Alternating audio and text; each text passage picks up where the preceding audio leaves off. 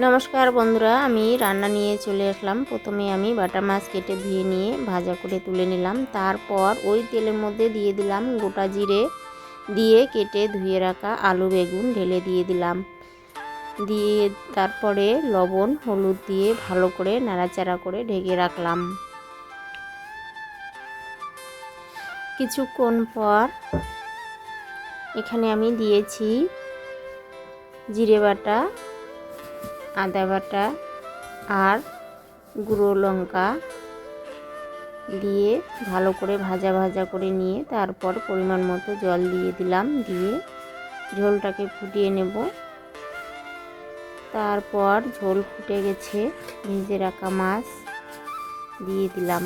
দিয়ে দু একবার ফুটিয়ে নামিয়ে নিলাম। তারপর খেতে বসলাম। বাটিতে নিয়েছি লঙ্কার আচার আর এখানে হলো বেগুন আলু দিয়ে বাটা মাছের ঝোল। এই হলো আজকের রেসিপি। খেতে শুরু করলাম। ভিডিওটি এ পর্যন্তই। ভিডিওটি ভালো লাগলে like comment share and subscribe করবেন। দেখা হবে পরের ভিডিওতে। টাটা।